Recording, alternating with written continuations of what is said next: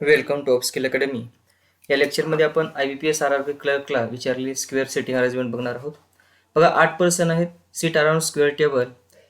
4 of them seat at the corner of the table and face toward the centre, where the remaining 4 seat middle of the side and face away from the centre. काय म्हटलंय? 8 person आहेत आणि त्या 8 पर्सनमधले 4 जण कोपऱ्याला बसलेले आहेत. हे 4 कोपऱ्याला आहेत आणि 4 मिडलमध्ये आहेत. आणि जे कोपऱ्याला बसलेले आहेत त्यांचं जी फेसिंग आहे ते सेंटरला आहे बघा, आणि जे मिडलला बसले त्यांची जी फेसिंग आहे ते आउटसाईड आहे, बाहेर आहे.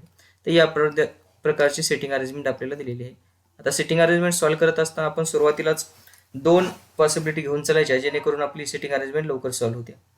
मग आता बघा पुढे काय म्हटलंय. पहिले इंट्रोडक्शनचा पार्ट होता. आपली खरी पझल कुठून स्टार्ट झाली? इथून डी पासून स्टार्ट झाली.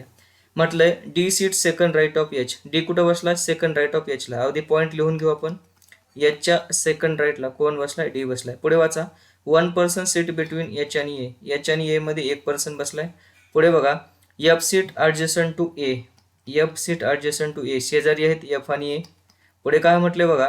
Adjacent to A. अँड कोणासाठी असतं? फर्स्ट पर्सनसाठी, म्हणजे अँड हे एफ साठी असणार. And seats corner of the table, म्हणजे एफ कुठं बसलाय? कॉर्नरला बसलाय. एक तर एच्या शेजारी बसलाय आणि एफ कुठं बसलाय? कॉर्नरला बसलाय. E seat second left of F. एफच्या सेकंड लेफ्टला कोण बसले? ई बसलेला आहे. हा पॉईंट आहे. पुढे वाचा. E seat second left of F but doesn't seat adjacent to A. But कुणासाठी? तर फर्स्ट पर्सनसाठी असतं. ई जी आहे तो सेकंड लेफ्टला बसला एफच्या, परंतु ई जी आहे तो एच्या शेजारी नाही. ई जी आहे तो एच्या शेजारी नाही. G adjacent to both B and C, म्हणजे जी आणि बी शेजारी आहेत आणि जी आणि सी शेजारी आहेत. जी जो आहे तो बी आणि सीचा शेजारी आहे. सी हू कोणासाठी? तर नियरेस्ट पर्सनसाठी असतं. सी कुणासाठी हू कोणासाठी असणार? सी साठी असणार. C doesn't face F. C काय म्हणतंय की एफला फेस करणार नाही. तर या पद्धतीने हे पॉईंट आहेत.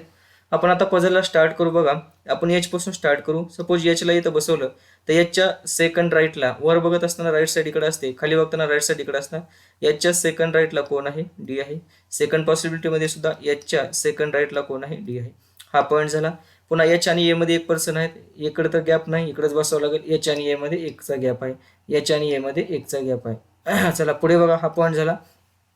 पुढे आपल्याला माहिती आहे एफ आणि ए शेजारी आहेत. एफ आणि ए शेजारी आहेत आणि एफ कॉर्नरला बसणार आहे, म्हणजे एफ इथं येणार आहे, एफ इथं येणार आहे. हाही पॉईंट झाला आपला. एफ आणि ए शेजारी झाली, हेही पॉईंट झाला. त्याच्यानंतर बघा एफच्या सेकंड लेफ्टला ई आहे. एफच्या सेकंड लेफ्टला फर्स्ट सेकंड इथं कोण आहे? ई. एफच्या सेकंड लेफ्टला ई इथं आला. बरोबर आहे, कारण आपण पॉसिबिलिटी घेऊन चालत आहोत. हाही पॉईंट झाला आपला. पुढे काय म्हटलंय बघा. ई आणि ए शेजारी येणार नाहीत. ई आणि ए शेजारी येणार नाहीत. हाही पॉईंट झाला आपला. पुढे बघा. जी आणि बी शेजारी येणार आहेत आणि जी आणि सी शेजारी येणार आहेत. बरोबर आहे, म्हणजे जीला जर मिडलमध्ये ठेवलं तर जी आणि बी शेजारी येणार आहेत आणि जी आणि सी शेजारी येणार आहेत. पुढे काय म्हटलंय? जी सी आणि एफ फेस करणार नाहीत. सी आणि एफ फेस करणार नाहीत. तर या पद्धतीनं हा पॉईंट आपला झालेला आहे. तर अशा पद्धतीनं ही आपली सेटिंग अरेंजमेंट झालेली आहे.